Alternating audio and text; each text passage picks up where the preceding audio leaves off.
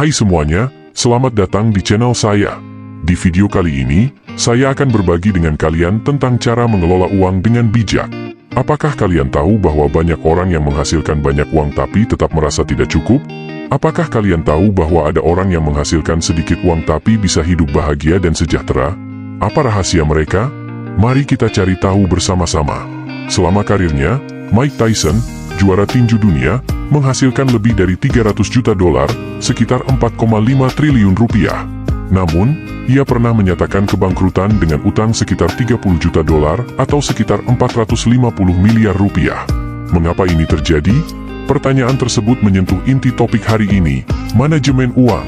Uang bukan hanya sekadar materi yang datang dan pergi, itu adalah nilai.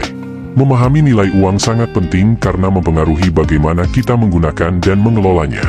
Banyak dari kita hidup dari gaji ke gaji, terjebak dalam lingkaran pengeluaran yang terus berputar.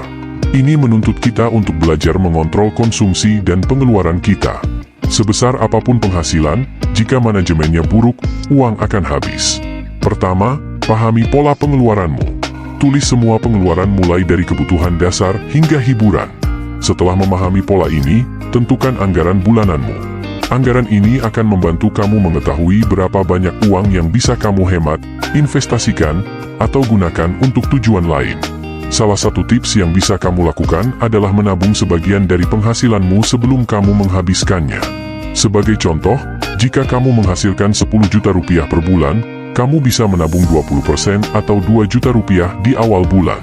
Dengan begitu, kamu akan terbiasa hidup dengan 8 juta rupiah sisanya. Selain mengontrol pengeluaran, kamu juga perlu menambah pendapatan. Ada banyak cara untuk meningkatkan pendapatan, entah melalui bisnis atau investasi. Saya akan sebutkan 2 jalur umum untuk meningkatkan pendapatan, bisnis dan investasi. Bisnis membutuhkan pemahaman pasar serta solusi untuk masalah yang ada di pasar tersebut. Kamu bisa memulai bisnis dengan modal kecil atau bahkan tanpa modal, asalkan kamu punya ide, kreativitas, dan kerja keras. Contoh bisnis yang bisa kamu coba adalah menjual barang bekas, membuat konten online, atau menjadi freelancer. Sementara investasi membutuhkan pengetahuan yang terus dikembangkan dan kemampuan mengelola risiko. Kamu bisa memilih berbagai jenis investasi, seperti saham, obligasi, reksadana, emas, properti, atau kripto. Contoh investasi yang bisa kamu lakukan adalah membeli saham perusahaan yang prospektif, menyimpan emas di bank, atau membeli properti untuk disewakan.